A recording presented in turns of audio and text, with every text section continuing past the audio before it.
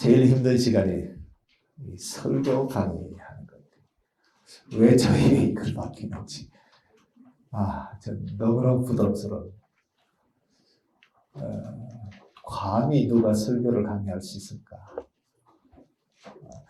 제가 맡아서 하는 것이 옳은가? 이런 것이 참 저에게는 개인적으로 굉장히 고민이 됩니다. 왜냐하면 저도 매일같이 몸부림치는 것이 설교의 문제이기 때문에. 어제도 주일을 보냈잖아요. 토요일 되면 잠을 못 자요. 저는 토요일 되면 아무것도 하지 않습니다. 설교 걱정 때문에. 그 스트레스가 너무 커서. 제가 두 가지 자신 없는 게 있는데, 그 하나는 비행기 타는 거예요. 그렇게 탔는데도 불구하고 탈 때마다 죽었어요, 그 비행기. 타면 빨리 내리고 싶어요. 또 하나는 그렇게 설교했는데도 불구하고 설교할 때마다 두렵다. 가장 두려운 것은 제가 설교해놓고 사람들이 본다는 거죠. 그렇게 사는가. 그게 두려운 거죠. 그렇게 사는가. 그리고 그 메시지가 하나님의 말씀을 전해야 된다는 그 부담감 때문에. 영원히 풀리지 않는 숙제가 설교가 아닌가. 근데 그 설교를 저보고 강의하라니까 저는 아주 죽겠습니다. 어떻게 이걸 해야 될 것인가.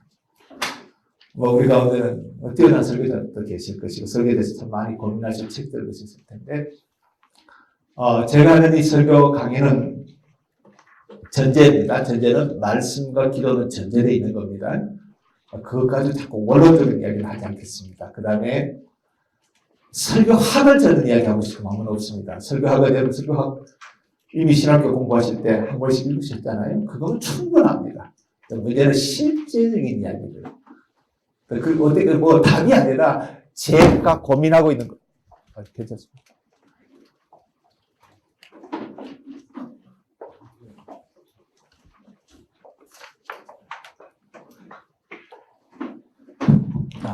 제가 고민한 이야기를, 지금도 고민하고 있는 이야기들을 함께 나누는 차원에서 이야기했으면 참 좋겠습니다.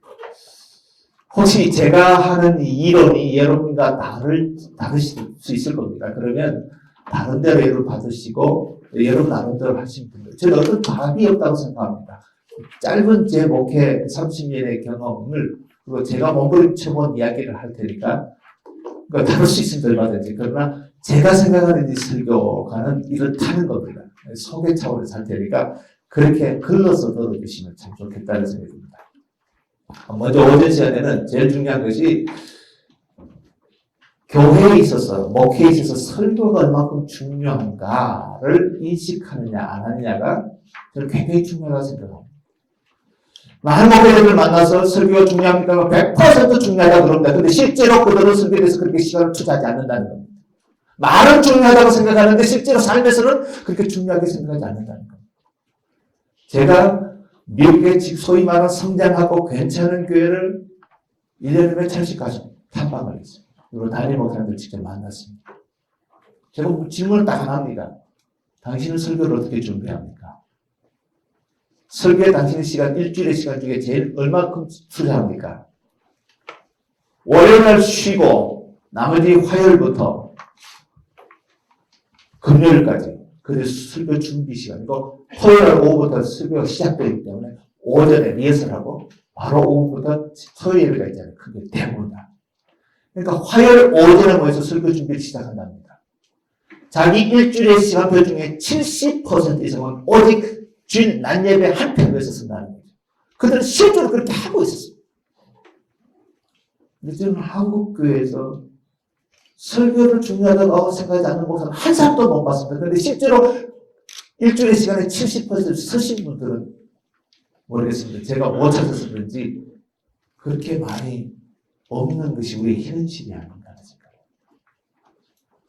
여러분, 목회에서 제일 중요한, 교회 성장에서 가장 중요한 것이 뭐라고 생각합니까? 저는 설교라고 생각합니다. 실제적인 이야기 하기 뭐 독해놓고. 여러분이 어떤 교회에 지금 부교육자로 있다. 그러다가 어느 날 여러분이 그 교회를 떠나실 겁니다. 그리고 담임 목사님들 아시겠죠? 교회가 당에서 청빙위원회가 만들어집니다. 요즘 교회들 보면 그 교회 출신들 제일 먼저 물망에 올립니다.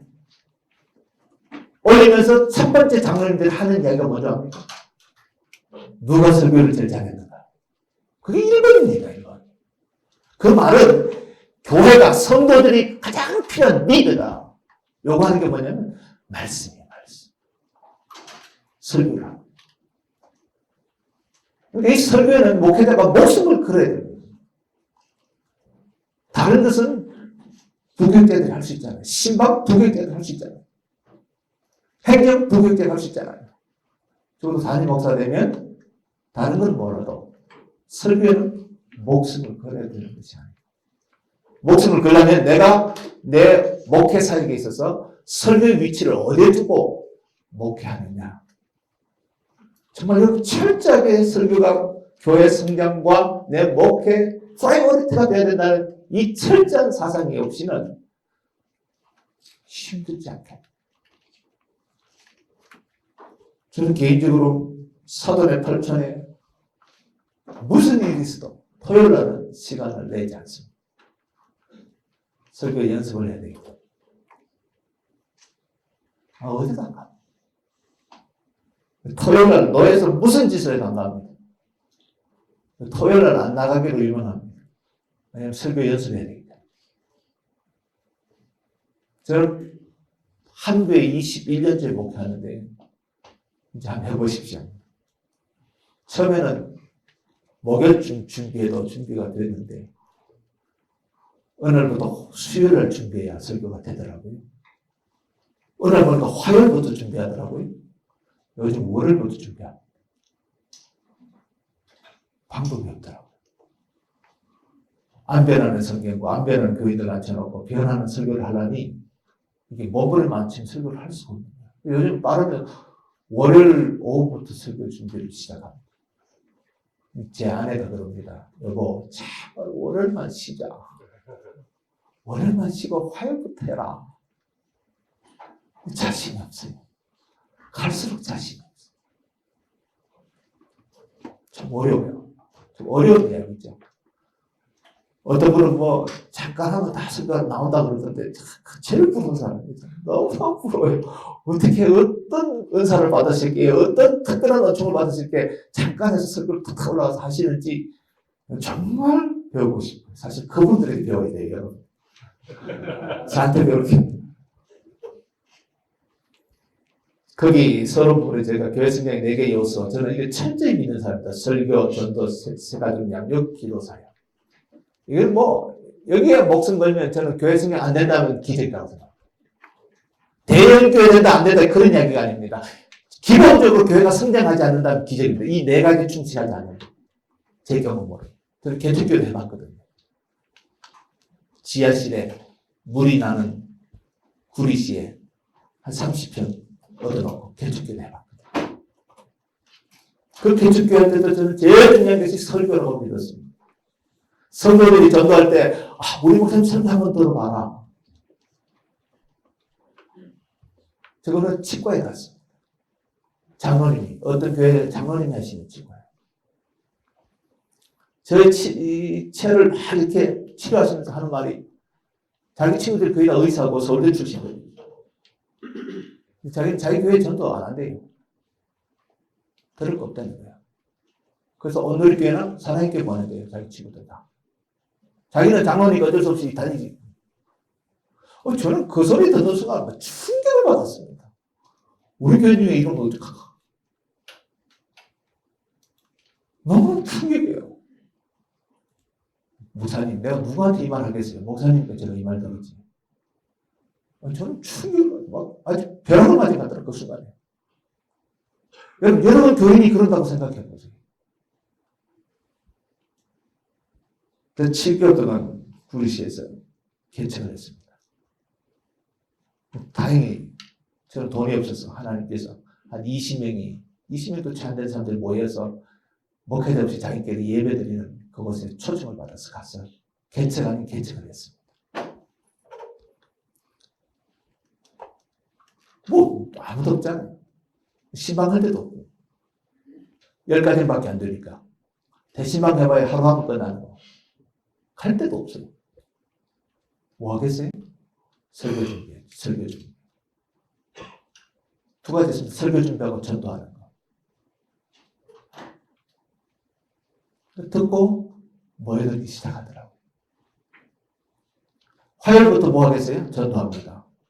두 사람. 그리고 똘망똘망한 두 사람 데리고 가자고. 어디 갑니까? 친구 중에 예수 안 믿는 친구 안방까지만 나 데려가 달라고. 나머지 내가 알아서 할 테니까. 그렇게 가요. 먼저 들어가라고요. 친구 집 들어가니까 문 열어주잖아요. 이따가 사인하래요. 그럼 내가 들어갈 테니까.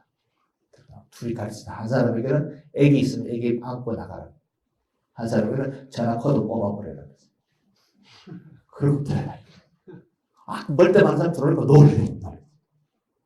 근데 깔끔하게 가니까 또 이상한 사람은 아니잖아요. 우리 목사님이라 그러니까. 앉아서 보고 있잖아요. 여기 받으러. 커피들, 필요 없다고. 자매님 안 믿는 친구 많지요. 다 믿는 친구, 그 안방까지 나 데려가라. 그 자매가 그래요. 자기가 영접했으니까. 근데 자기 목사님 됐으니까 나를 데리고 자기 친구 집 안방까지 데려가요. 그럼 거기 가서 또 보고 있어요. 진짜 재밌대요. 또 영접하면 그 자매한테 안방까지 나 친구 집 안방까지 나 데려가달라. 일주일 내내 그 짓 하고 다니는 거예요. 7개월 됐는데 130명이 다 참여해요. 너무너무 재밌는 거예요. 그게. 목회가 저는 어렵다는 게 이해가 안 됐어요. 저는. 시간 나면 설교 준비하고 나가서 그 사람들 데리고 안방까지 데려가달라는데 그거 못한 사람은 내가 알아서 복음 전할 테니까. 쉽잖아요. 가서 전하는 거예요. 그 다음에 많아지니까 새 신자를 관리해야 되는데 관리할 방법이 없잖아요. 일꾼이 있어야죠. 그 똘망똘망한 두 여자 집사, 서리 집사 서로 금요일 저녁에 불렀어요. 세 가지 공과 있죠. 한 거를 간단하게 해서 풀렸습니다. 그리고 똑같은 걸 복사를 석 장씩 줘요. 둘이 앉혀놓고 답을 불러줍니다. 딴 거 하지 말라고. 답을 불러주면 받았어요. 요 가서 아무개 찾아가서 2장 넣어놔주고 당신 내가 하듯이 답을 불러주라고 가서. 가르칠 능력이 없으니까. 그런데 돌아와서 간증이 일어납니다. 목사님, 답을 같이 읽고 불러줬는데요. 울어요, 그 자매가. 그 다음 날은 2과 또 복사해서 넣어놔주고 답을 불러줘요. 그럼 가서 또 답을 불러줘요. 세 가지 풀은 관리됐잖아요. 교사 없다가 안 됩니다. 우리는 일꾼 만들면 되지. 누가 하늘에서 떨어집니까? 처음부터 만들어놓고 목회하는 사람 어디 있습니까? 없잖아요. 조금만 한번 생각해 보세요. 저는 이 설교, 전도, 세가지 양육, 기도 사역 이 4개 가지고 교회가 안 된다면 저는 기적이라고 생각합니다. 어디든지 가능합니다. 어디든지 가능합니다. 제일 프라이어리티는 설교입니다. 세가지대로 왔을 때 들을 게 있어야 됩니다. 그들이 은혜 받았다 소리는 못해도 뭔지 모르지만 감동이 있네. 이 소리를 하고 가야 되지 않나. 뭔가 모르게 들을 게 있다는 이야기를 하고 가야 되지 않겠느냐. 거기서 여러분이 목회에 있어서 설교가 얼만큼 중요한지, 내 목회에 있어서 설교를 어느 위치에 두고 있는지, 내 일주일의 시간 가운데 내가 설교에 얼마나 많은 시간을 투자하는지를 여러분이 고민하지 않으시면 안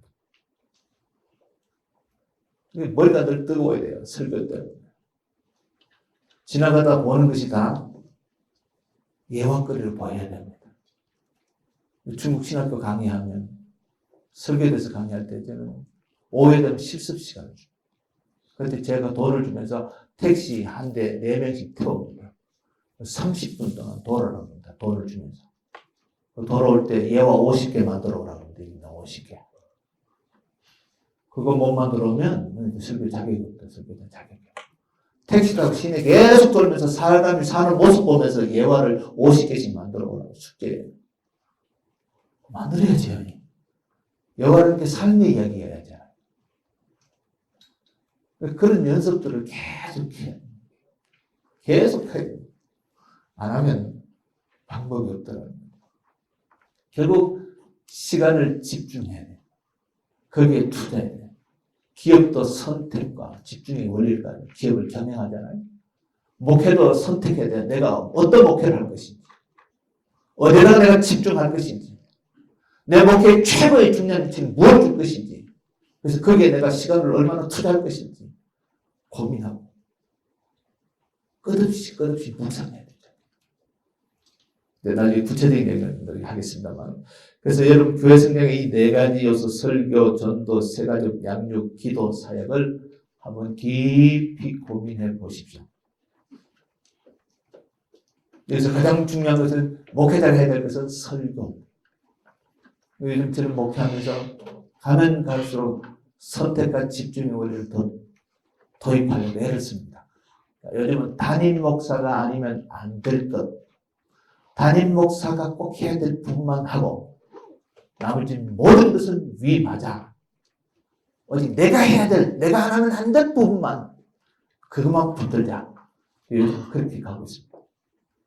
왜냐하면 거기도 시간이 모자라니까. 목회가 이렇게 시간이 지날수록 나이가 들수록 그러니까 관계가 형성되고 선교단체가 연결되다 보니까 시간을 쪼기가 너무너무 힘들어요. 그럼 더 선택과 집중을 할 수밖에 없어요. 정말 담임 목사 아니면 안 될, 난 예배, 이건 담임 목사 아니면 안 되잖아요. 여기에 더 많은 시간을 집중하고 나머지는 다 위임해버려요. 내가 딱 붙들면 진짜 중요한 것을 놓쳐버리니까. 신방도 안 한 지가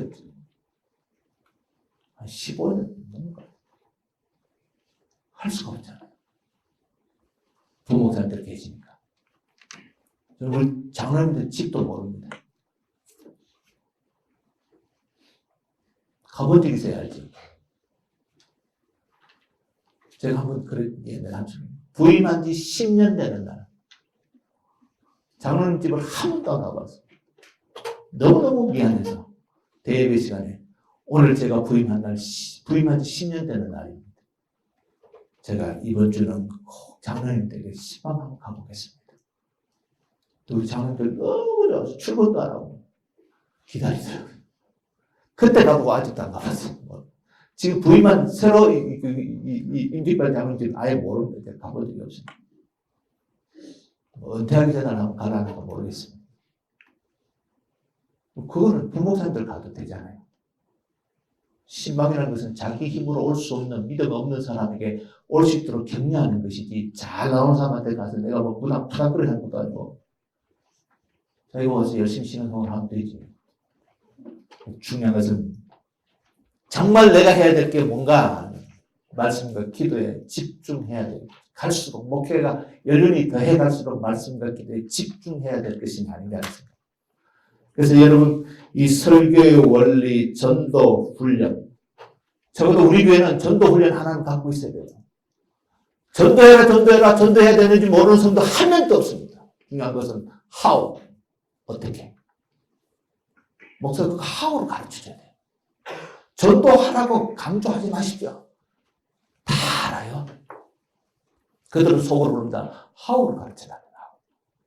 여러분이 교회만 갖고 있는 전도 훈련 프로그램 하나 갖고 있습니다. 생명체는 붙들고. 저희는 NLTC, CCC 사회의 훈련을 갖고 있습니다. 이걸 수료 안 하면, 미니멈 1단계 수료를 하지 않으면 어떤 직분도 후보에 올라가지 않습니다. 장로, 권사, 안수집사 아예 후보군을 안 올려줍니다. 그거 하나는. 교육제도 들어오면 다 받아야 돼요. 전도할 줄 모르는 사람은 직분에 세워놓으면 세상말로 골때립니다. 힘듭니다. 영혼을 사랑하는 마음이 있어야 교회 일을 할 수 있습니다. 저희들 1단계, 2단계, 마지막 TOT 단계까지 있는데 그걸 철저하게 합니다. 저희 교회 오면 의뢰 그거 해야 되는 줄 아는데 10주 동안 훈련받아야 됩니다. 돈 내고 10주 동안 훈련받아야 됩니다. 저희들만 갖고 있는 전도 훈련 프로그램을 저희들은 갖고 있습니다. 전도해라. 교회 하는 모든 일, 모든 행사는 궁극적으로 영혼 구원하는 데 목적입니다. 영혼 구원하는 것과 관계없는 일은 절대로 하지 말자. 장학금을 주더라도 영혼 구원이 목적이고, 부재를 하더라도 영혼 구원이 목적이고, 모든 일은 영혼 구원을 위해. 축구를 하더라도, 족구를 하더라도, 아멘산 데려가서 같이 하고 예수 믿게 하라고 목적입니다. 모든 게 영혼 구원. 그게 포커스만. 전도 훈련을 여러분 한 가지 있었고, 요람 같지만 꼭 들으십시오. 세 번째, 세 가지 양국 그랬죠? 들어오면 건물을 쳐야 된다. 못 나가도록. 그들을 일대로 멘탈해야 돼. 저희들은 딱 등록하면 바로 한 사람이 딱 붙습니다. 섬김. 그 섬김의 교육은 제가 직접 가르칩니다. 보통 이틀 정도 가르칩니다. 섬김 훈련을. 아주 구체적인 이야기부터 합니다. 아주 동거래까지 아예 생길 수 있는 모든 이야기를 다. 섬김, 우리 딱 하나 딱 등록하면 한 사람이 옆에 딱 붙습니다. 붙으면 이제 연결지에 가면 제가 참하시고 어떻게 예수 믿게 되셨는지, 교회는 어떻게 오게 되는지, 어릴 때 혹시 교회 다녀본 적이 있는지 묻고 기도해주고 제가 딱 일었으면 성김이가 바로 사역일을 딱 전합니다. 왜냐하면 이 사람이 이해 맞추고 나가다가 죽을 수도 있잖아요. 복음은 들어야 되잖아요. 교회에 왔으면 복음을 한번 들어야 되잖아요. 딴 거는 못 줘도 복음은 듣게 해야 돼요. 영접하고 하는 건 지 책임이고 복음은 들어야 되잖아요. 저는 장로가 왔던 누가 왔던 걸 우리 교회 오면 등록 딱 하면 바로 사인으로 복음을 한번 들어야 돼요. 성김이가 하는 것이 첫 번째 딱 붙어서 바로 복음을 전합니다. 그 자리에서 복음은 들어야 된다. 그 다음부터 성김이가 그 다음 주부터 세 가지로 인도해 가면서 그 사람이 수료할 때까지 그림자처럼 따라요. 그림자처럼 따라요. 철저하게 해야 돼요. 그래서 교회 전체 구조가 새 가족들이 신앙생활을 편하도록 만들지 않는 거죠, 보통. 이 주차장에서부터. 이 주차장에서 은혜 못 받으면 본당에서 절대로 은혜 못 받습니다. 주차장에서 은혜를 받아야 돼요. 그래서 우리 주차위원들은 평생 하신 분들입니다. 자기들이 서원했습니다. 평생 이거 하겠다고. 실명제 봉사를 합니다. 이름을 다 붙여요. 그래서 몇 번 경고가 나오면, 누가 되게 불친절하다 이렇게 나오면 제가 바로 잘라버립니다. 하지 마시라고. 그래서 제가 한 번씩 교육을 시킵니다. 주차위원들. 백화점 가서 배우라고. 백화점 가면 몇만 원짜리 물건 팔아먹으려고 제일 예쁜 아가씨들 세워놓고 미숙 얼마나 아름다워. 그치? 꽃빵 넘어가게 만들잖아요. 헷갈려서 돈 풀고 하시나. 천하보다 귀한 영혼이 들어오는데 왜 그질 못하느냐 이 말이에요. 교회 자기 발로 걸어온다 오는데 지금 몇만 원짜리 물건이 아니고 천하보다 귀한 영혼이 들어오는데 왜 우리가 간섭게 못 내놓느냐 이 말이에요. 그런 생각 가지고 목회를 어떻게 하냐 이 말이에요. 봉사를 어떻게 하시겠냐. 그렇게 제가 강조를 해도 또 못한 사람도 못해요. 그래도 애를 씁니다. 근데 저는 아직 만족하지 않는데 외국 교인들이 그래 오면 감동입니다. 주차위원들이 정말 잘하네요. 저희 누님이 목동에 교회 다니는데 저희 교회들이 너 교회 꼭 회사 같아. 회사 주차되면 안내하듯이 너 교회 꼭 회사원들이 하는 것 같아. 저는 철저히 믿어요. 주차장에서 은혜 못 받고 파킹하다가 긁었거나 싸우다가 올라와서 은혜 받는 인간 내가 본 적이 없습니다. 역사에. 은혜는 밑에서부터 시작되는 거죠. 그러니까 철저히 새 가족들을 위해서 배려하자. 그들이 예배드리기 편하도록 배려하자. 자리도 그분들에게 양보 좀 하자. 어떤 교인이 저한테 찾아와서 그러대요. 목사님, 이름 될 만한 많은 교회입니다. 갔다가 혼났어요. 왜요? 그 차 한잔 마시고 싶어서 그 교회 카페가 유명하대서 갔는데요. 나오니까 막 수희 아저씨가 얼마나 닦아서 누가 얘기되라고. 모르고 난 처음 왔어요. 모르고 차 마시러 됐다니까 웃다는 목사님 자리를 네가 되냐고. 우리 교회는 그런 거 없거든요. 너무 충격받고 와서 저한테 그래요. 우리 목사님은 새 가족들 될 때 없으면 차 안 갖고 오시는데 주변. 거기는 거꾸로 돼 있고 저는 파킹라도 없으면 저는 차 안 갖고 옵니다. 내가 안 갖고 오면 새 가족이 한테 될 수 있으니까. 요즘은 이제 크게 졌기 때문에 제가 차 갖고 들어옵니다. 지금까지 이 건물 짓기 전까지는 한 번도 차 갖고 안 가서 택시 타고 옵니다. 택시 타고 전투하고 오면 되잖아요. 내가 안 가져가면 세 가족이 한 사람 될 수 있잖아요. 우리 중주일 때도 가능하면 차 갖고 오지 말라고 그래요. 세 가족 되기 위해서. 우리 생각들이 어디가 있느냐가 참 중요하다. 목회자는 세 가족을 위해서 설교해. 성도들 위해서 설교에 모든 프라이어티를 두시고, 기존 성도들은 세 가족들이 편하도록 배려해주고 양보해주는. 이게 맞아떨어지면 부흥 안 될 수 없다고 저는 생각해요. 크게는 안 돼도 저희 교회에서는 조금씩은 계속 된다고 저는 생각해요. 그런 관계들이 형성되는 것이 참 소중해요. 그런 인사부터. 저희들 세가족 교사들은 제가 자랑합니다. 왜냐하면 이제 우리 수리하면, 우리는 모든 부서를 수리하면 다 간증을 하게 되어 있습니다. 난예배 시간에 간증을 하면 세가족 수리하신 분들마다 간증할 때 하는 소리입니다. 처음에는 그 섬김이들이 위선자인 줄 알았다. 왜 무슨 아무 이권도 없는데 내한테 저렇게 웃으면서 저렇게 친절하게 할까? 위선자인 줄 알았는데 계속 사귀어보니까 정말 충격적이었다. 세상 어디서도 경험하지 못한 것을 경험하게 됐다. 저는 그게 참 소중하다고 생각합니다. 그게 세상과 다른 교회의 모습이어야 된다고 생각합니다. 세 가지 양육은 수시로 제가 섬김의 교육을 제가 직접 맡아서 합니다. 중요한 것이다. 그래서 주차위원들도 제가 밥을 대접하면서 꼭 다시 한번 리마인딩 시킵니다. 당신이 왜 그 자리에 있는지, 당신이 있는 이유를 좀 잊지 말았으면 좋겠다. 근데 놀랍게도 저희들이 이렇게 투표하지 않습니까? 직분자 투표하면 거의 80%는 주차위원들이 다 됩니다. 작년에도 했는데 아주 집사 거의 80% 다 주차위원들이 다 돼버렸어요. 왜냐면 처음 만나면서 첫인상이 제일 좋은 사람, 늘 보는 사람 바로 찍어버려요. 그 사람들이 불친절하면 찍지가 않죠. 근데 심지어 저는 애기 데리고 온 사람들은 뒤에 문까지 열어주라고. 여자들이 파킹 못하면 바로 자기가 파킹 시켜주라고. 편하게 예배 드릴 수 있도록. 그러니까 우리 전반적으로 우리가 각자가 해야 될 일에 대한 생각들. 그다음 마지막 우리는 기도 사역. 이건 우리가 굉장히 중요하게 생각하는 사역입니다. 저희 교회 마지막 7층 가면 이 중보기도, 옛날 중보기도, 요즘 이웃을 위한 기도 바뀌었죠? 중보기도를 있습니다. 저희들 헌신자를 뽑습니다. 1년에 3번 뽑습니다. 한 번 하면 4개월씩 합니다. 4개월씩. 헌신하지 말고. 월요일부터 주일, 일주일 내내 아침 9시부터 밤 10시까지 1시간 텀으로, 1시간에 예를 들어 9시부터 10시까지 월요일, 그럼 2사람이 들어갑니다. 헌신. 자기는 일주일에 와서 딱 월요일 9시부터 10시 1시간만 딱 때우면 됩니다. 신청을 받습니다. 저희 중국에 드시는 누구도 못 들어갑니다. 신청자 외 담당 간사 외에는 못 들어갑니다. 오전 가서 오후 가서 오전 가서 오후 가서 간사들이 다 정해져 있습니다. 평진도 간사들.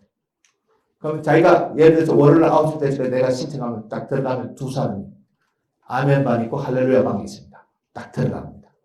들어가면 테이블이 있고 기도 제목들이 쫙 깔려 있습니다. 성도들이 낸 아주 은밀한 기도. 거기 들어가기 위해서는 중보기도 훈련 받고 전 교인들 앞에서 일어서서 서약을 합니다. 지금부터 내가 보는 기도 제목은 죽을 때까지 하나님 편 알을 본 사람들이 절대로 이야기하지 않겠습니다고 맹세한 다음에 사인 받습니다. 그리고 들어갑니다. 너무 비밀스러운 이야기들이 많기 때문에. 만약에 그분이 입을 열어서 그 말이 돌려오면 그 사람 2번 다시 중보기도 살게로 넣지 않습니다. 그게 지금 10년이, 지금 15년 가까이 계속되고 있습니다. 360을 계속 돌아갑니다. 주일날은 일부 입에서 설교자들을 위한 기도팀이 들어갑니다. 설교 끝날 때까지. 나머지는 일반 기도. 들어가면 이렇게 기도 제목들이 쫙 이렇게 놀려 있습니다. 처음에 찬성과 기도와 개인 기도하기, 그 다음 나라와 민족을 위해서 종들을 위해서 기도 쭉 이렇게 있습니다. 그 다음 긴급 기도, 일반 기도가 있습니다. 한 달 안에 이루어야 될 긴급 기도 카드가 따로 있고 1년 내내 이룰 일반적인 기도 카드가 있어서 그 카드 다 들어올 때를 잘 배열해 놓습니다. 그럼 여기서부터 한 바퀴 쫙 돌면 딱 1시간 걸립니다. 그러면 이 뻑뻑이 시기가 있어요. 뻑뻑하고 울어요. 그럼 나오면 됩니다. 그럼 다음 10시부터 11시까지 사람 2사람 기다리고 있다가 바로 들어갑니다. 그리고 다시 또 장을 넘겨놓고 자기가 기도한 만큼 넘겨놓고 그냥 옮기면 돼요. 쫙 돌다가 나오면 그 다음 팀이 또 서 있다가 또 들어갑니다. 만약에 급한 일이 있어서 못 들어가면 간사가 대신 뛰어들어가서 계속 기도합니다. 기도는 중단될 수 없기 때문에. 그 다음에 간사 책상에는 한 라인이 있습니다. 빨리 구원인데 번호가 969에 빨리 구원입니다. 회사에든 집에든 학교에든 어디든 간에 급한 일 생기면 바로 전화하면 간사가 받아서 기도 카드가 바로 된답니다. 그래서 저희 교회 움직이는 건 그 기도실에서 다 영적 전쟁을 다 움직이기 때문에 저는 가장 소중하게 생각합니다. 환자들 모든 기도가 거기서 긴급하든 일반 기도도 모든 기도 응답받으면 전화합니다. 성도들이. 그럼 그 기도 카드가 위로 붙여집니다. 그러니까 기도가 참 재미가 있습니다. 행사를 위해서 제가 강의하면 저 강의를 위해서 기도해 주시고 선교제 가면 선교를 위해서 기도해 주시고 계속 기도가 계속 돌아간다. 그래서 4개월 헌신이 끝나면 그런데 수고했다고 작은 선물들을 아웃시킵니다. 그리고 다시 모집을 합니다. 이게 재미가 들린 사람은 자기가 원하는 시간을 10년째 그 자리에 자기가 붙입니다. 자기가 먼저 붙이면 자기 그 시간을. 그 재미를 아신 분들은 처음에 1시간 하자 그러면 목사님 혼자 들어서 1시간 어떻게 기도합니까? 들어가 나오면 그래요. 아유 목사님 너무 짧다. 2시간 합시다. 너 1시간. 한번 해보십시오. 우리 숫자가 작을 때부터 그걸 했습니다. 2사람 못 들어가면 1사람만 들어가면 되고요. 그 한 사람도 숫자가 적으면요, 시간을 줄이면 되잖아요. 그래서 늘려가면 되니까요. 정말 좋습니다. 그거 재미들인 사람은요, 오늘 광고 딱 떨어지면 바로 가서 자기 이름 딱 붙입니다. 이게 게시판 붙여놓습니다. 자기가 원하는 시간 스티커 붙이라고 자기 이름 써서. 네, 그런 거예요. 이 4가지 사역이 저희 교회의 핵심이고, 저는 교회 사역의 핵심이라고 생각합니다. 그 중에 목회자가 해야 될 가장 중요한 것은 설교 부분. 이 설교 부분을 우리가 좀 많이 고민하시고, 연구하시고, 노력하시고, 투자하시는. 자, 조금 더 구체적으로 해봅시다. 2번. 설교에 대한 일반적인 이해를 보겠습니다. 설교는 무엇인가? 제가 오늘 책을 한 3권 소개해 드릴 텐데, 한 권 꼭 좀 읽었으면 좋겠는데, 위대한 침묵. 일반 설교에 대한 책들 여러분 잘 아시니까.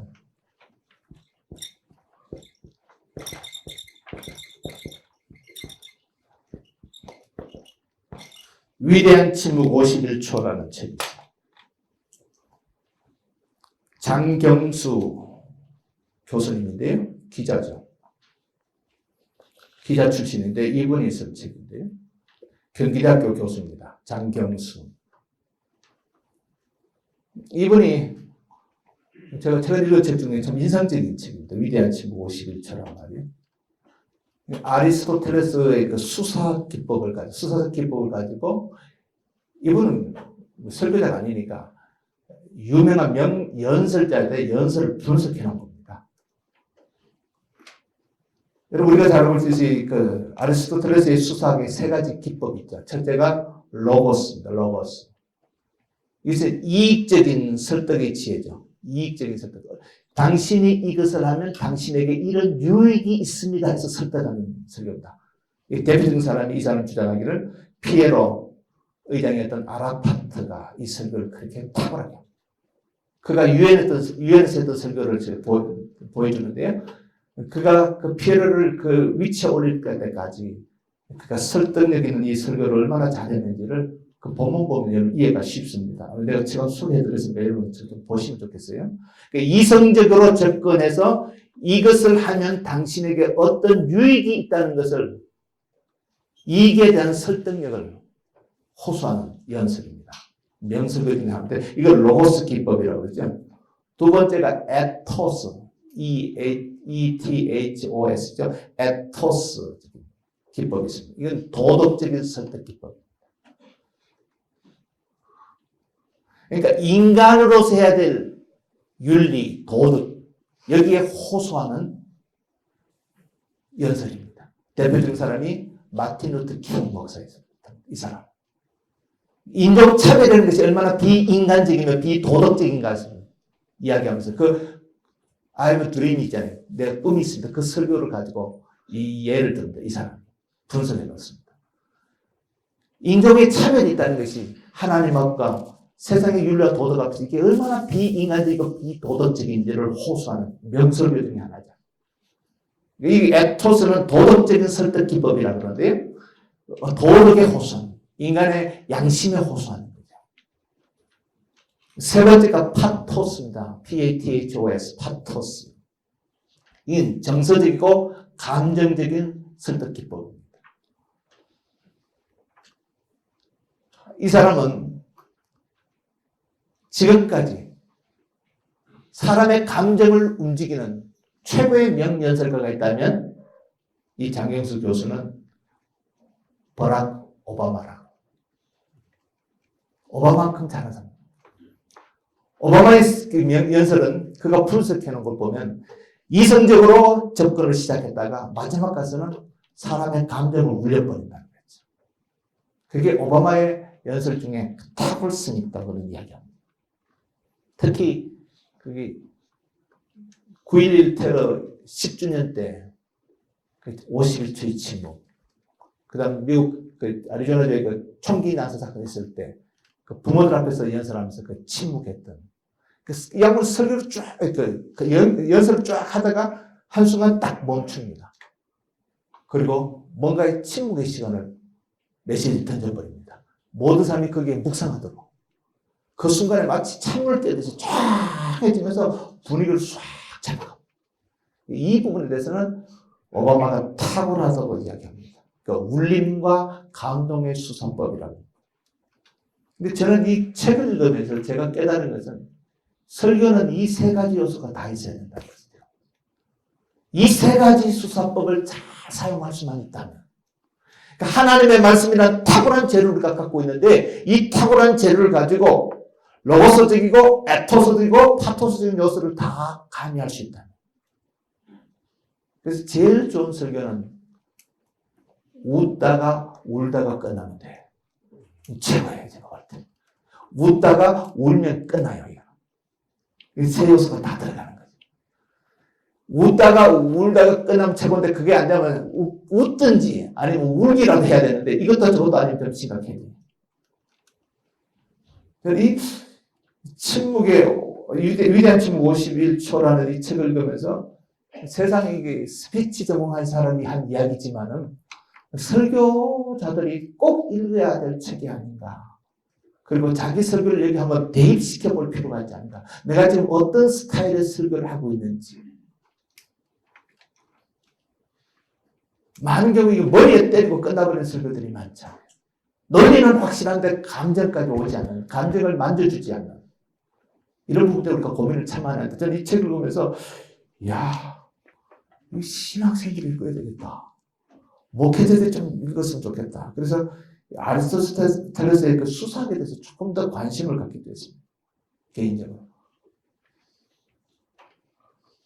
여러분 꼭 한번 읽으십시오. 위대한 침묵 51초. 정말 책에 대해서 제가 이권 읽는 것은 절대로 아니고요.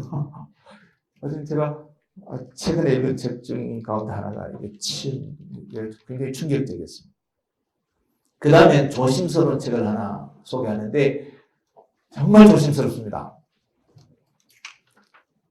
유진 피터스가 이 책을 이렇게 추천서를 썼던데 사랑이 이긴다는 책을 혹시 읽으셨나요?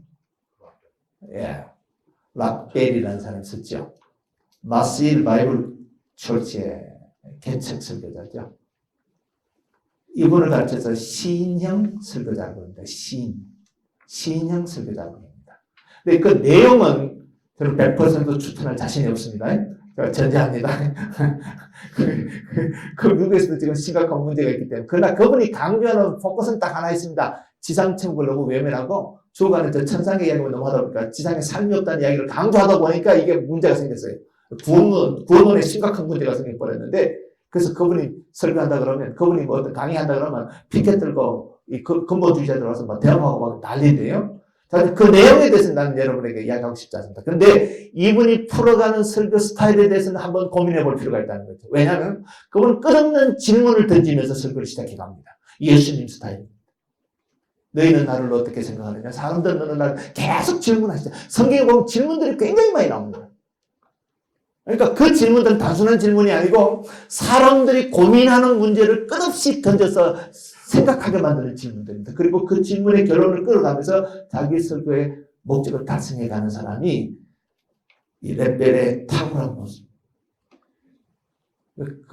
정말 그 부분에 대해서는 한 번 정도 읽어보시고 내용이 아닌 그분의 설교를 끌고 가는 모습에 대해서는 심각하게 고민할 필요가 있다. 저는 그렇게 생각합니다. 두 권은 제가 한번 소개해드리고요. 나중에 또 한 번 더 소개해드릴게요. 자, 설교란 뭔가? 신학적이고 성경적인 대답보다 여러분 개인의 대답을 한번 써보시면 좋겠는데 나는 설교란 뭐라고 생각하는가? 제가 신학교 1학년에 입학하니까 교수님 한 분이 신학생들한테 질문을 했습니다. 성경이 뭐냐? 신학생들 특유의 대답, 성경적이고 신학적인 대답을 막 감동이 없었어요. 교수님한테. 근데 한 학생이 대답했습니다. 읽고 또 읽고 또 읽어야 될 책입니다. 그러니까 교수님이 하하하 웃으시더라고요. 설교가 뭐냐? 여러분이 생각하는 설교는 뭔가를 고민해 보시라고 그냥 질문을 던져놨습니다. 이 설교가 무언가를 볼 때 청중과 연결해야 되겠죠. 제가 옆에 두 번째 설교 여러 가지 유형들에 대해서 제 목소리로 보면서 강의에서 쭉 일반적인 이야기를 제가 써놨습니다. 이건 중요하지 않다고 생각합니다. 어떤 설교 유형이든 여러분에게 맞는 것을 선택하는 것이 중요하고 그 다음 여러분이 듣는 청중들을 이해하는 것이 중요하다고 생각합니다. 저는 처음에 학교에서 배운 대로 강해 설교를 낮 예배 때도 했습니다. 창세기 1장 하면 1장 1절부터 한 절도 빠지지 않고 쫙 설교를 했습니다. 제가 마태복음을 5년 설교했습니다. 낮 예배 시간. 아주 무식하게 설교를 했습니다. 제가 리폼대에 가서 설교를 보면서 충격을 받았습니다. 그분이 예수님의 설교를 마태복음, 마가복음, 누가복음, 요한복음에 나타난 예수님의 설교를 철저하게 분석해서 가르치시는데 내 설교는 예수님의 설교와 너무 다르다는 사실을 제가 알게 됐습니다. 그래서 10년 만에 설교 패턴을 완전히 뒤집어 버렸습니다. 이건 아니다. 내가 지금 뭔가 착각합니다. 내가 중요한 설교를 한 거예요. 내가 중요하다는 설교만 했지 정말 내가 성도들을 이해하지 못하고 설교했다는 것을 철저히 깨닫게 됐습니다. 여러분 교회 성도들이 지금 삶의 현장에서 예수 믿는 사람으로서 무엇을 고민하는지를 조금 이해하실 필요가 있습니다. 그리고 그들에게 성경은 뭐라고 말씀하고 있는지를 보십시오. 여러분이 어떤 유형의 설교를 선택해도 저는 괜찮다고 생각합니다. 어떤 분은 본문 설교하면 이상하게 생각합니다. 꼭 강의 설교만 해야 설교라고 생각하시는 분도 있습니다. 저는 그렇게 생각하지 않습니다. 하나님의 말씀이 제대로 전달만 될 수 있다면 어떤 형태일지든 어떤 옷을 입든지 괜찮다고 생각합니다. 그리고 저는 이거는 강의 설교다, 이건 본문 설교다, 이건 제목 설교다, 이게 딱 단정 짓지 않기를 원합니다. 그 모든 것이 한꺼번에 다 섞여서 들어갈 수도 있다고 저는 생각합니다. 여러분이 어떻게 준비하느냐에 따라서 달라지고 어떤 상황에서 설교하느냐에 따라서 여러분 얼마든지 달라질 수 있다고 생각합니다. 더 중요한 것은 여러분 제일 중요한 것은 큐티를 삶으로 여러분이 매일 습관화되어 있어요. 그 설교자가 가장 중요한 것은 큐티예요. 큐티가 안 된 설교는 참 어려워요. 말씀 묵상이 매일 이루어지지 않는다면 좋은 설교를 만들기 힘들지 않게 하는 거예요. 의외로 많은 목회자들이 큐티를 하지 않는다. 여러분, 일반 성도들의 큐티와 목회자의 성도의 큐티는 목회자의 큐티는 달라야 되잖아요. 저도 귀납법적으로 본문을 섹트를 나눠가면서 깊이 있게 묵상해 가는. 곽선희 목사님은 그런 말 하시대요. 저는 큐티 묵상을 가지고 낮예배 때 설교한다고 했어요. 그게 살아있는 설교가 될 확률이 높죠. 내가 고민하고 내 삶으로 일주일 동안 부딪혔던 그 말씀을 전할 수 있다면 그만큼 역동성 있는 말씀이 됐겠네요. 저는 여러분 아침에 일어나면 큐티가 몸에 배했으면 참 좋겠다.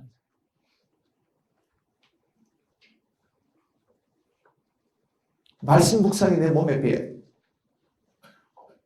제가 새벽 기도 설교할 때 저희들은 큐티 책이 만들어진대, 교회에서.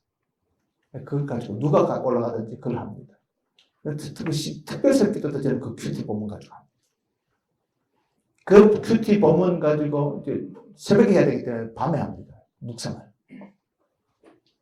제가 짧게는 20번 읽습니다. 본문을. 많게는 100번 읽습니다.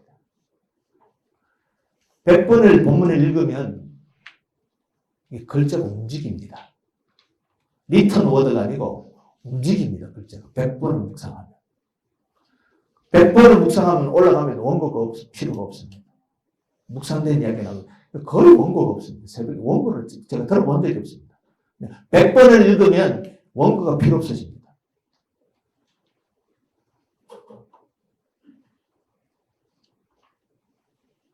헤드셋 끼고 설교를 하는데 원고를 들을 수가 없습니다. 어느 날 모르겠죠. 외우려고 외워진 게 아니고 100번을 묵상하다 보니까 새벽에 원고가 필요 없다는 생각이 들었어요. 깊은 묵상 들어가면 평소에 내가 보지 못했던 게 보이기 시작합니다. 성령이 그렇게 열어주세요. 기도하면서 묵상하고 기도하면서 묵상합니다. 그러니까 거기에 우리가 투자한다는 것이 굉장히 중요합니다. 특히 말씀 묵상 이거는 설교자에게는 기본입니다. 기본. 이론이 아니라 실제 기본. 이 부분은 놓치시면 합니다. 그리고 시간을 내서 성경 공부를 좀 하시면 어떨까? 학교 가서 그만 들으시고요. 신대원까지 졸업하고 또 어디 가서 또 뭐 도란노 뭐 어디 학교 무슨 학교 가서 또 공부하러 가신 분이세요. 그거 하지 마세요. 성경을 혼자서 공부해요. 뒤에 제가 참고로 귀나법조선 인덕티브 바이블 메소드 해놨죠. 저는 신대원 다닐 때부터 방학이면 서신서든지 뭐든지 한 권씩 가지고 방학 때 보통 3권을 혼자서 책상에 앉아서 귀납적으로 공부를 했습니다. 그 다음 주석을 찾아놓고 성경 사전 펴놓고 보통 넉 장, 6장 이렇게 돼 있잖아요. 서신서들이. 쫙 묵상하면 방학 때 한 3권 정도 묵상하면 충격적인 은혜 받지. 어떤 때는 뭐 뒤집어집니다. 집사람 설거지하다가 뛰어와요. 남자가 뒤집어지니까. 귀납법적으로 묵상에 들어가면 역사가 일어납니다. 제가 전도사 때 청년들 사이, 대학생 사이 할 때 꼭 가는 곳이 양지 캠퍼스입니다. 거기 책상만 있으면 되니까. 양지 캠퍼스 딱 데려가서 찬송하고 기도하는 외에는 아무 프로그램 없습니다. 그냥 성경 강의합니다. 인덕티브로. 보통 24시간 강의합니다. 꼬박 앉아서. 밥 먹고 자는 시간 외에는. 애들 처음에는 힘들어합니다. 쭉 가다 마지막 4일째 밤 되면 희한한 일이 일어납니다. 돌아가면 그 부서에서 부장들이 찾아와요. 전도사님, 이번 무슨 일이 일어났습니까? 왜요? 애들이 달라졌습니다. 성령으로 감동된 말씀이기 때문에 저는 역사가 일어난다고 믿습니다. 저는 항상 수련회가 양재 캠퍼스 애들 데리고 갑니다. 딴 거 안 합니다. 딴 거 할 게 없어요. 그냥 그동안 못했던 성경 한 권, 설교도 없습니다. 그냥 앉아서 가면 티셔츠 바로 앉아서 그냥 강의하는 거예요. 같이. 무지 풀어가는 거예요. 그냥 볼적으로. 그렇게 역사가 일어나요. 놀라운 일이 일어나요. 지금도 걔들이 내 제자잖아요. 지금 나이가 다 40 넘은 애들인데 서울로 직장에 옮겨오면 다 우리 교회 찾아옵니다. 믿을 수가 없는 거예요. 그때 그 사건을. 설교 한 번 듣고 봤던 그 충격하고는 달라요. 한 번의 말씀을 같이 묵상해 가면서 24시간 같이 말씀에 묵상해 가다가 떨어지는 역사는 다르다고요. 제가 중국 가서 지하신학교 가서 40명 앉혀놓고 중국 목회자들 가지고 이 인덕티브 바이블 메소드를 월요일부터 금요일까지 했어요. 수요일쯤 됐는데 통역하는 친구가 울기를 시작하는데 통역하다 얘가 막 울기 시작해요. 그러다가 이 안에 그냥 성령의 바람을 불기 시작한 거예요. 그 사역을 15년 동안 자기 돈 다 들어서 선교한 그 장로님이 한 분 계세요. 교수님들 월급까지 줘가면서 그 선교를 자기 재산 반 털어서 하신 장로님. 목사님, 내가 15년 동안 이 사역을 했지만 중국 목사들이 우는 걸 처음 봤대요, 오늘. 그냥 앉아서 제가 월요일부터 이 기록부 성경을 한 거예요, 그냥. 근데 통역이 울기 시작하더니 진짜 성령의 발을 불기 시작했어요. 다 뒤집어졌습니다. 그날 밤에 수요일 밤에. 누가 했어요? 성경이 성령의 역사를 주시는 거예요. 그 공부를 목회자 가슴 속에 그 뜨거움이 한번 경험돼야 돼요. 그리고 그것이 묵상으로 나타나요. 그럼 설교하기가 편해요. 준비하기가 편하고. 그런 애타는 갈망이, 설교에 대한 갈망이 우리에게 있느냐 하는 거죠. 정말 내가 이 목숨을 여기에 걸까?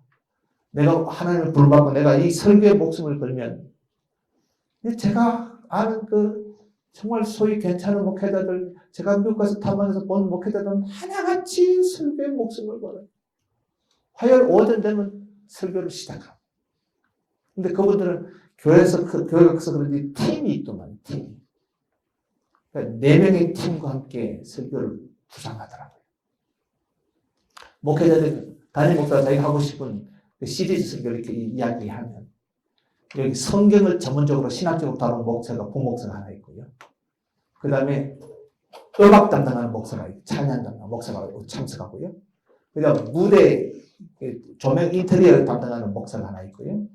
근데 신학적으로 바탕해준 목사가 있고, 담임 목사가 이렇게 앉아서 한 팀이 돼서 이 칠판을 딱 갖다 놓고 목사가 자기가 하고 싶은 내용들을 막 단어처럼 나열해요. 그러면 각자가 아이디어를 내줘요. 그래서 토론해요. 오전 내내 토론합니다. 토론하고 오후 되면 이제 어느 정도 결론 내려서 흩어져요. 그리고 목요일날 다시 만나자고 해요. 그럼 목사님은 그 들었던 의견들 가지고 본인이 묵상을 가지고 설교를 기본으로 다 작성해요. 그리고 목요일 오전에 다시 만나요. 그리고 당신의 설교를 내놔요. 다 줘요. 너희들 의논한 것 가지고 내가 이렇게 설교 작성해서 주면 그 사람들 그 읽고서 다시 토론해요. 그리고는 찬양이 그때 예배 찬양이 결정나요. 그때. 그래서 예배 무대가 어떻게 디자인할 것인가 결정이 나요. 그게. 부럽죠. 그 다음 신학적으로 그게 문제가 없는지 확인해 주고요. 부럽죠. 그리고 설교가 만들어지고 금요일부터 연습을 시작한대요. 그리고 토요일날 오전에 찬양팀과 무대 조명 모두가 다 참석한 가운데 리허설을 합니다. 제가 리허설 현장에 가보니까 대단하대요. 오전에 리허설, 오전 내내 리허설을 해요. 목사님 그대로 설교를 하시면서 리허설을 해요. 예배 묵독 끝날 때까지 완전히 풀로 리허설을 해요. 그리고 저녁 6시에 참석하니까 그 설교를 그대로 하시더라고요. 매주 그렇게 합니다. 그러니까 딴 데 기웃거리고 뭐 갈 시간이 없는 거예요. 그러니까 그 교회가 아들 개척했는데 10년도 안 돼서 2만 명 모인다는데 목숨을 걸어요 거기다. 자기 모든 시간, 모든 생명을 다 거기 걸을 거예요. 그게 늘 있는 일상의 삶이래요. 근데 저에게는 충격이었어요. 여러분, 그 말씀 묵상. 저것도 딴 사람에게 양보할 수 없는 우리 목사님들이 계속 되새김질해야 될 가장 중요한 부분. 내가 지금 뭐 인물 설교한다, 교리서도 무슨 설교도 괜찮습니다. 말씀이 묵상이 된 밑바닥에서 설교하는 것은 얼마든지 가. 저는 1년에 한 많게는 6, 7차례 시리즈 설교합니다. 지난번에는 이게 부부 관계에 대해서 시리즈 설교. 시리즈 설교하면서 성경적인 이론은 제가 다 이야기합니다. 근데 진짜 전문가가 필요할 때가 있습니다. 실제적인 이야기. 그때 저는 난예배 강단을 과감히 오픈합니다. 아버지 학교 김성묵 장로님 불렀습니다. 내가 지금 성경적인 이야기 다 했다. 몇 주 동안. 당신이 실제적인 상당 경험을 설교하는. 그러니까 똑같은 주제 가지고 계속 듣는 거예요. 설교자한테 듣고 전문가한테 듣고. 지난번에 우울증이 됐었어요. 성경적인 이야기 다 했습니다. 그래서 백석 때 성경학교를 불렀습니다. 당신이 이제 실제적인 이야기 우울증이 됐어요. 그러면 성도들이 우울증이 돼서 한 달 동안 계속 듣는 거예요. 그리고 실제적인 이야기. 그리고 질문이 있으면 이분하고 가서 만나서 질문을. 강단을 오픈해버립니다. 성도들이 알고 삶에서 유익을 누리고 깨닫는 게 중요하지. 강단에서 설교가 누가 하느냐가 중요한 게 아니잖아. 오픈해버립니다. 성도들이 유익하다면 오픈합니다. 그러니까 이 장로님, 김성국 장로님 오시면 난 예배 주는 거 난 처음 경험했어. 괜찮습니다. 다 하시죠. 난 예배 다 그분 다 했어요. 저는 앉아서 사회만 합니다. 저도 은혜를 많이 받았어요. 혹시 여러분 성에 대해서 설교해 보셨나요? 제 설교 제목이 섹스였어요. 주보만 보고 은혜 받던데. 주보에 섹스 이게 나와. 그게 참 신기하대요. 그 섹스에 대해서 설교를 했는데 누가 기대한 줄 아세요? 중년의 부인들이 잔뜩 기대를 해요. 끝나고 나니까 우리 여집사님이 권사님들이 그래요. 더 깊이 다뤄줄 줄 알았는데 강의 같은 데가 다루려고 그랬어요. 부부관계까지.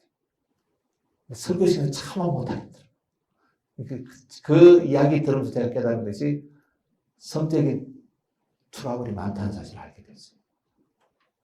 중년의 부인들이 남편에게 성적인 만족을 못하는 가정들이 많다는 사실을 제가 알게 됐어요. 더 깊이 왜 안 다루냐는 이야기를 목장 모임에서 수도 없이 나왔다는 거예요. 목장 모임. 저희는 설교한 내용 가지고 셀 가서 이렇게 나누거든요. 수도 없이 나와요. 그래서 조금 깊이, 적용은 조금 깊이 들어갑니다. 목장 공과를 만들 때는. 그러니까 여러분 좀 많이 고민하시고, 말씀이 기반된다면 어떤 종류의 설교도 괜찮다.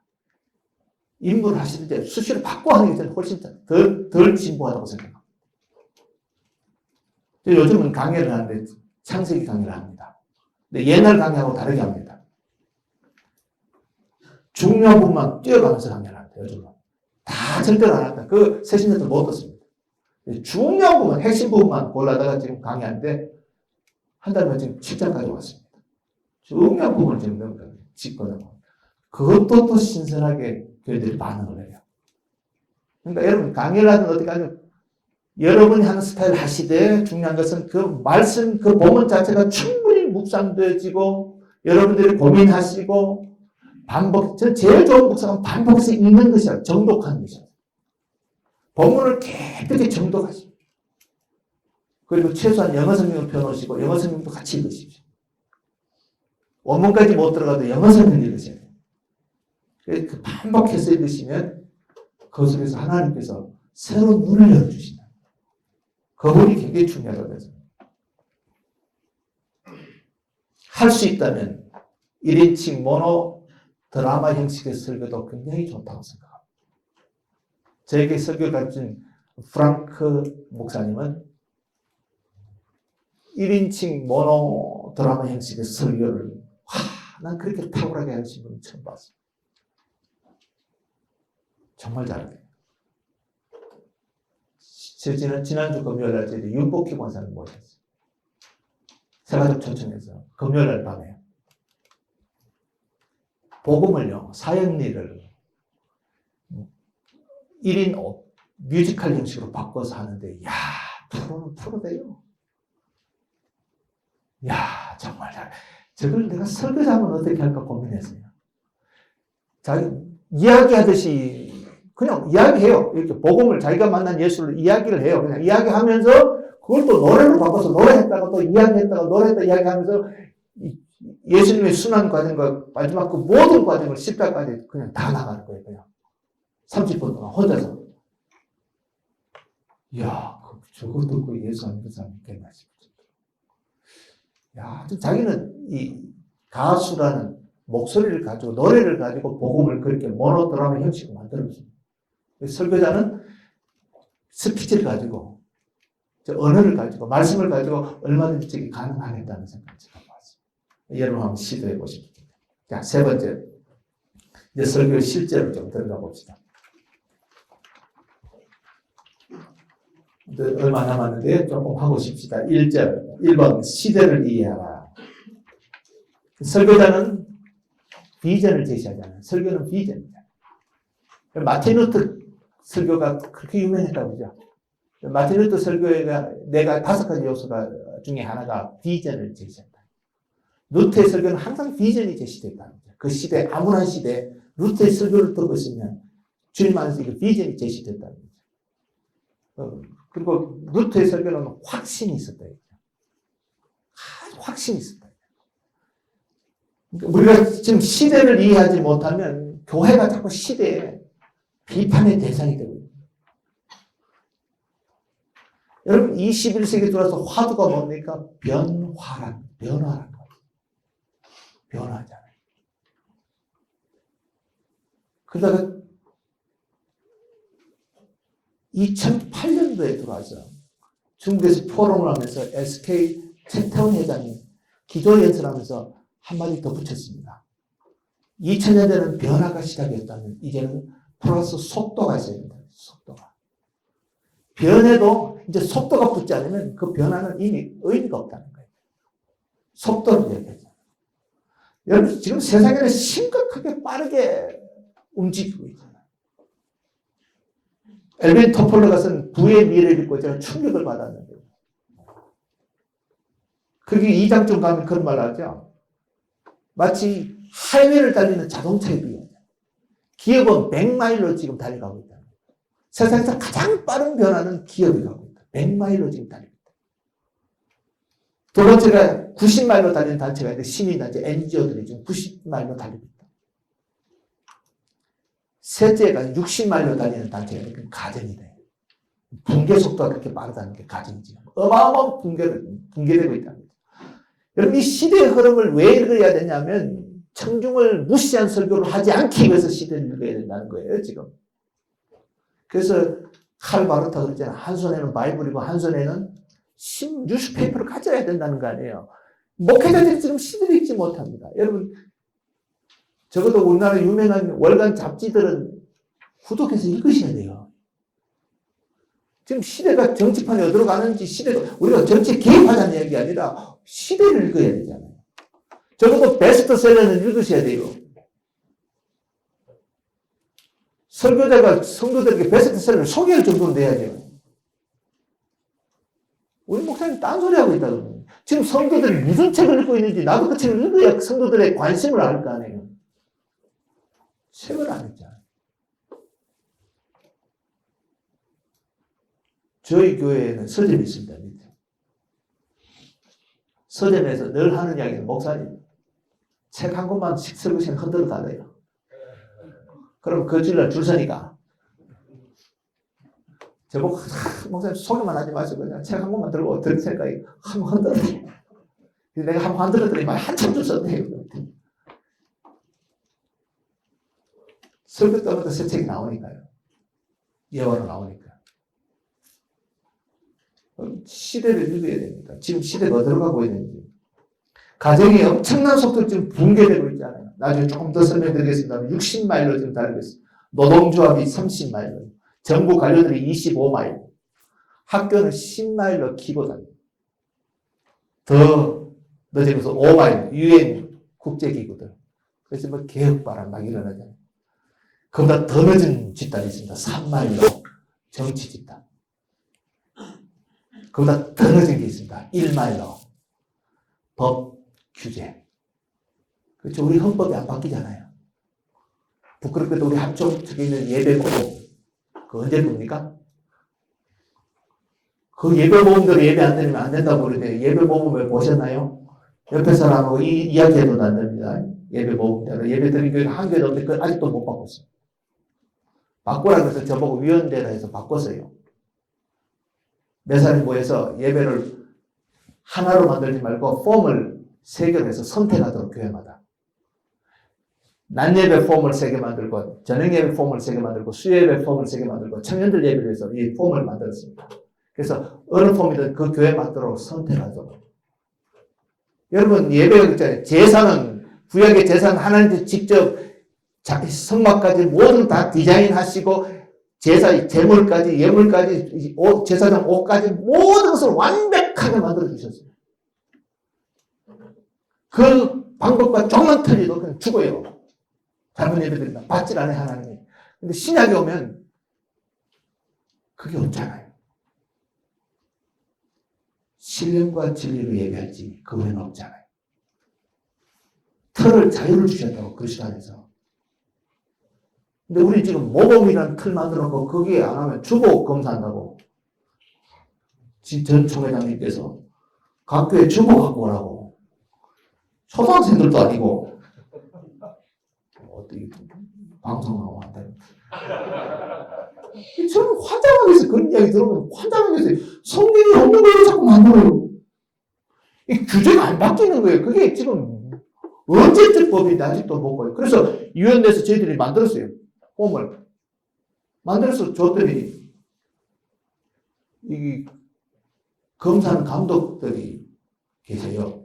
뭐 이야기는 안 할게요. 그분들이 던져버렸어요. 그래서 아직 원상태로 돌아왔습니다. 아직도 그대로입니다. 학습세를 문답할 수 있죠. 그게 조직신학입니다. 그렇죠. 너는 새신자 교육 할 때마다 헷갈려요. 이걸 어떻게 새신자들이야. 그래서 그 고치라고 해서 신학학자, 구약학자, 저 신학자, 그 다음 성경 교수, 그 다음 목회자들 네, 5사람에게 위임해줬어요. 그 지금 막 다 바뀌었지? 쉬운 말로. 그것도 전쟁이 있어서 그걸 겨우 그거 통과됐어요. 그걸 겨우 바꿨어요. 근데 이번에 예배 모금 바꾸라고 저한테 줬는데, 그대로 쓰레기통에 날아갔대요. 나도 할 수 없어서 그 어른들께서 싫다는데 뭐. 예배를 누가 받는지 몰라도 그분들이 싫다니까 날아가 버렸습니다. 휴지로 날아가 버렸습니다. 그만큼 받았습니다. 여러분, 신령과 진리, 그린 집단도 아니고 예루살렘도 아니고 신령과 진리로 예배하는 데를 찾고 있답니다. 규제가 안 바뀌어요.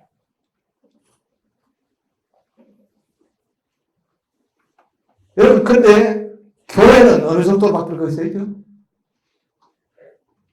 안 바뀌기로 민족적 상임을 등하는 교회. 아니, 무통지됩니다, 교회는. 초대교회는 140년 전에 주의 복음이 들어올 때는 여러분, 신지식을 얻기 위해서 많은 한국의 지식층들이 교회로 왔습니다.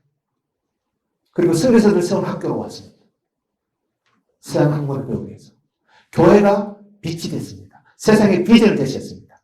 썬데이 스쿨이 주일학교가 상당히 중요한 영향력을 미쳤습니다. 지금은 교회가 영향이 없습니다. 안 변하기 때문에. 시대를 리드하는 것이 아니라 따라가기도 지금 버겁습니다. 심각한 도전을 받고 있습니다. 이것은요, 앞으로 목회 환경에 치명타를 받을 수가 있습니다. 주일학교 교육에 심각한 도전을 받을 수 있습니다. 목회자들이 이것을 읽지 못하면 안 됩니다. 세계 미래학자들 포럼이 있습니다. 몇 년을 거쳐 사무실이 일어나는데 1908년도인가요? 동경에서 있었습니다. 전 세계 미래학자 그리고 기업인들 1000명이 모였습니다. 그래서 포럼 하는데 그 기업인들이 돈을 다 댑니다. 그래서 10가지 앞으로 미래 2010년 이후에 일어날, 그러니까 5년, 10년 후에 일어날 일을 그때 당시에 10가지 트렌드를 발표했습니다. 제가 그때 그 읽고 긴가민가했는데 지금 딱 돌아보니까 정말 미래학자들의 그 예측이라는 것이 학문적인 토대를 향한 예측이라는 것이 얼마나 대단한 것을 알았습니다. 첫 번째가요. 1인 가구가 미래의 가족 형태가 될 것이다. 이렇게 나왔습니다. 1인 가족이 앞으로 가정 구성에, 그러니까 시속 60마일로 달리는 가정의 붕괴 현상이 결국 1인 가정으로 만들어졌습니다.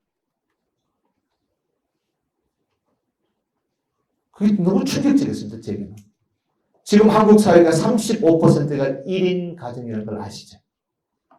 그런데 이미 그때 이 사람들이 예언을 했습니다. 아이 출산에조차 남자가 필요 없는 시대가 올 것이다. 두 번째 발표입니다. 여러분, 우리나라 모 탤런트가 결혼 안 하고 애 가졌죠? 그리고 자기가 엄마가 되고 싶어서. 그게 현실입니다, 지금. 이제는 남자가 있어야 애 낳는다. 이 시대 끝났습니다. 정자은행의 정자가 65억 인구를 만들 수 있을 만큼 정자가 다 있습니다, 지금. 그 필요 남자, 여자 이런 개념이 없어지는 시대가 온다. 여러분, 우리가 깊이 묵상해야 됩니다, 이게. 그래서 세 번째, 남성과 여성의 벽이 허물어질 것이다. 이게 세 번째 그들이 발표 내용입니다. 네 번째가 인간의 우울한 종말이 현실화될 것이다. 2017년도를 그들은 보고 있습니다. 다섯 번째, 교육 사업이 최대 사업이 될 것이다. 포털 사이트가 학교를 대체할 것이다. 좀 왔잖아요. 여섯 번째, 무학년제 보편화, 무제한 학습제가 만들어질 것이다. 이제 학년제라는 것이 없어진다. 앞으로. 미래 대학에서 가르치는 것을 중고등학교에서도 배울 수 있도록 앞으로 모든 게 바뀔 것이다. 그렇게 이야기합니다. 일곱 번째, 정보가 수돗물처럼 가정에 공급될 것이다. 이제 스마트 TV까지 나오면 진짜 공급됩니다. 여덟 번째, 컴퓨터 칩이 모든 것을 통제하는 사회가 온다. 지금 현실화 됐습니다. 아홉 번째, 수명 연장이 가속화됩니다. 이제 노인이라는 말 단어가 사라질 것이다. 결국 열 번째, 노인을 돕는 사회가 될 것이다. 여러분, 여기에 왜 사업가들이 돈을 투자해서 그 미래 학교들을 불러 모아놓고 그 엄청난 돈을 투자해서 합니까? 거기서 사업의 아이템이 나오기 때문에 그렇습니다. 그들의 10년 후의 예측을 보고 그들이 사업의 아이디어를 얻어서 거기서 사업을 만들어내기 때문에 장사가 되기 때문에 돈을 투자합니다.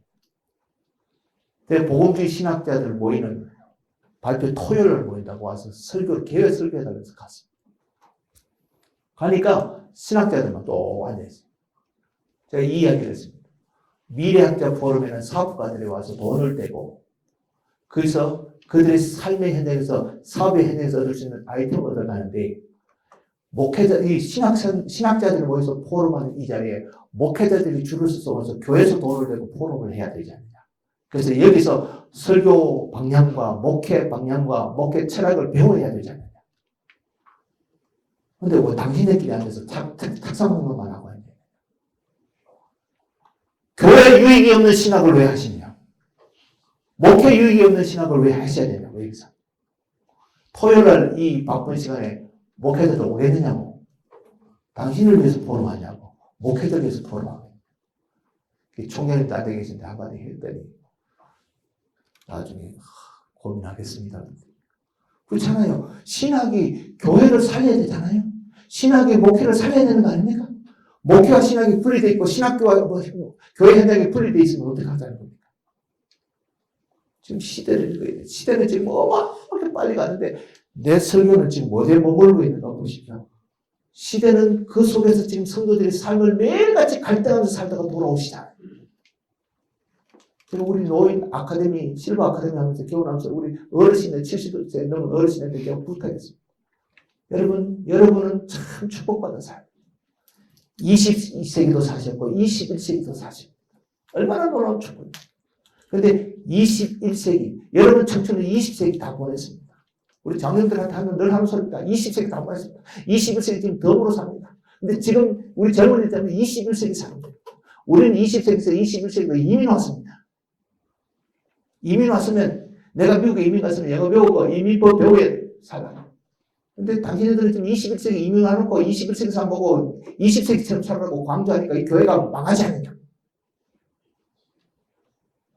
얘들은 지금 21세기 태어나서 21세기에서 청춘을 보내는 시대를 사는데 우리는 20세기에서 청춘을 다 보내놓고는 21세기 와서는 20세기처럼 살아라고 장로님들이 이야기하면 이 젊은 애들이 나가라는 이야기밖에 안 되지 않냐고. 그 다음부터 우리 당에서는 아무 소리 안 하대요. 그래서 예배 폼부터 다 바꿔버렸어요. 우리는 조용하게 컨설티브하게 보수적으로 섬기는 사람들은 감동의 예배나 은혜의 예배나 경건의 예배 오라고 해요. 그 다음에 찬양팀이 나와서 찬양하면서 예배 드리시면 감동의 예배 오시면 돼요.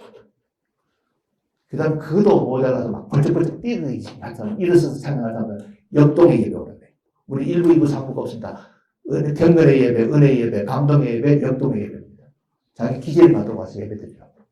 젊은 사람들은 역동의 예배. 연세 드신 분 중에서도 좀 찬양을 많이 하고 싶은 사람들은 두rum칩니다. 다다다다다 두rum치고 나팔도 감동의 예배 오시죠. 설교는 제가 똑같이 합니다.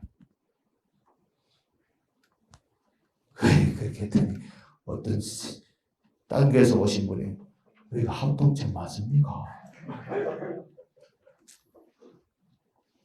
우리는 성경책입니다. 중요한 것은 신령과 지도를 예배 드리느냐 하는 거죠. 저 어디서 아이디어를 얻었냐면 영하고 유하고 유치부는 어떻게 예배 드립니까? 그 영하고 유하고에 가서 묵도합시다. 예배가 안 되잖아요. 복음성과 부름스럽게 하잖아요. 그럼 그 예배 아닙니까? 그 예배 아니냐고요. 중동배들 예배 다르게 돼요. 초동배들 예배 다르게 돼요. 그 예배 아닙니까? 왜? 어른은 이렇게 하면 예배 아니에요? 우리 너무 형식의 틀에 갇혀서 아이들 기질도 아이들의 삶의 환경도 무시해버리고 어른들의 삶의 환경도 무시해버리고 살아갈 때가 참 많습니다. 제 목회처럼 그렇다는 겁니다. 여러분이 강조하는 게 아니고 강요하는 게 아니고요.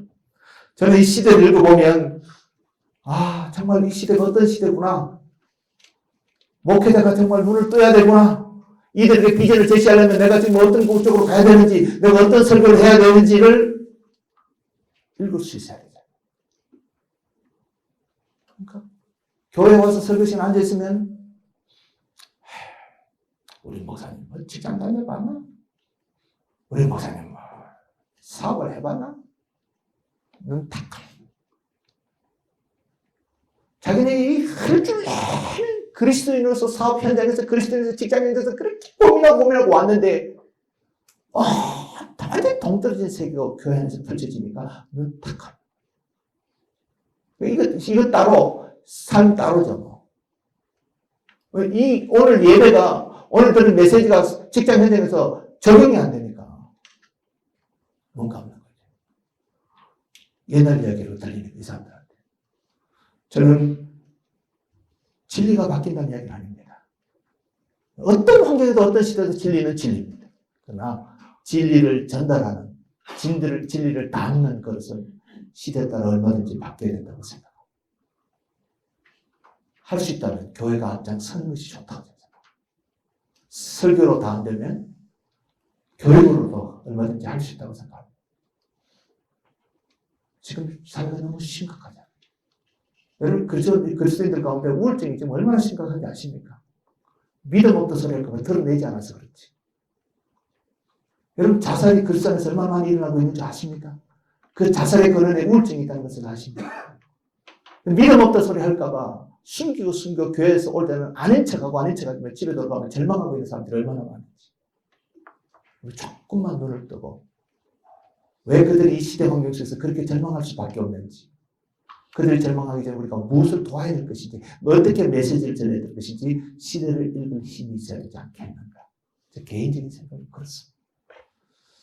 시간이 됐습니다. 기도하고 밥 먹어야 되죠. 그런데 목구멍이 열려야 귓구멍이 열린다고. 목구멍을 여는 시간이 제가 기도하고요. 하나님 고맙습니다.